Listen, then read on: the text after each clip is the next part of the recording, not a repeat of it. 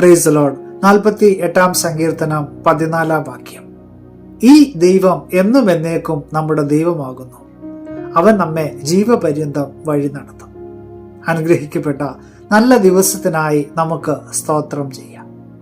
ദൈവത്തിന്റെ ശ്രേഷ്ഠതയെപ്പറ്റി വർണ്ണിക്കുന്ന മനോഹരമായ ഒരു സങ്കീർത്തനമാണ് 48 സങ്കീർത്തനം. ദൈവത്തിന്റെ പദ്ധതികൾക്ക് മുമ്പിൽ നാം ഓരോരുത്തരും കീഴ്പ്പെടുമ്പോൾ നമ്മെ ഒരിക്കലും കൈവിടുകയില്ലാത്ത ഒരു ദൈവത്തെ നാം സങ്കേതമാക്കുകയാണ് എന്ന് സങ്കീർത്തനക്കാരൻ ഇവിടെ വിളിച്ച് പറയുകയാണ്. എതിർപ്പുകൾ നമ്മുടെ ജീവിതത്തിൽ നേരിടേണ്ടി വരുമ്പോൾ പോലും ദൈവത്തിന്റെ ഒരു പിന്തുണ, ദൈവത്തിന്റെ ഒരു സഹായം ദൈവ പൈതലിനോടൊപ്പം ഉണ്ടായിരിക്കുമെന്ന് ഇതിന്റെ ഓരോ വരികളും നമ്മെ ഓർമ്മപ്പെടുത്തുന്നു. അതെ, അവൻ നമ്മെ ഒരിക്കലും നിരാശപ്പെടുത്താത്ത ദൈവമാണ്.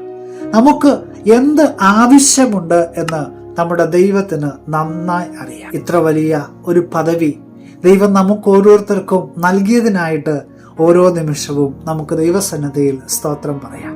ഈ ഭൂമിയിൽ എന്റേതെന്ന് പറയുവാനോ എന്നും എന്നേക്കും എന്റേതെന്ന് പറയുവാനായിട്ടോ ഒന്നും തന്നെ നമുക്കിവിടെയില്ല. വീട്, ജോലി, സ്ഥാനമാനങ്ങൾ, അധികാരങ്ങൾ, ധനം, ഇവയൊന്നും നമുക്ക് നമ്മുടേതെന്ന് അവകാശപ്പെടുവാനായിട്ട് ഒരിക്കലും നമുക്ക് കഴിയുകയില്ല. കാരണം ഇതൊക്കെ ലോകം നമ്മുടെ മുമ്പിൽ കാഴ്ചവെക്കുന്ന മായയായ ചില കാര്യങ്ങളാണ്. എപ്പോൾ വേണമെങ്കിലും ഇതൊക്കെ നമ്മുടെ ജീവിതത്തിൽ നിന്ന് നഷ്ടപ്പെട്ടു പോകാം. എന്നാൽ നമ്മുടെ ദൈവവുമായിട്ടുള്ള ആത്മബന്ധം അത് നാം കാത്തു സൂക്ഷിക്കുകയാണെങ്കിൽ അവൻ നമ്മുടെ ഏത് അവസ്ഥകളിലും നമ്മെ ചേർത്ത് നിർത്തി നമ്മെ പരിപാലിക്കുന്ന ഒരു ദൈവമാണ്. തന്റെ വലം കൈയിൽ നീതി നിറഞ്ഞിരിക്കുകയാണെന്നുള്ള ആ ഒരു വാഗ്ദത്തം അവൻ നമുക്ക് നൽകിയിരിക്കുന്നു. യെസ്, നീതിയും ന്യായവും നടത്തുന്ന ഒരു ദൈവമാണ് നാം വിശ്വസിക്കുന്ന, നാം ആരാധിക്കുന്ന നമ്മുടെ ദൈവം. ഒരു രീതിയിലും ഈ ദൈവം നമ്മെ ഉപേക്ഷിക്കുകയില്ല എന്ന് നമുക്ക് ഉറപ്പിക്കുക തന്നെ ചെയ്യാം. അവൻ നമ്മെ വിശ്വസ്തയോടെ ഈ ഭൂമിയിൽ നിലനിർത്തിയിരിക്കുകയാണ്.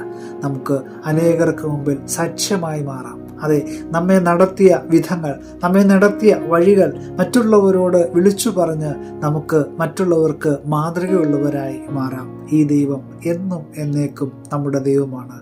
അവൻ ജീവപര്യന്തം നമ്മെ വഴി നടത്തുവാൻ ശക്തനായ ദൈവമാണ്.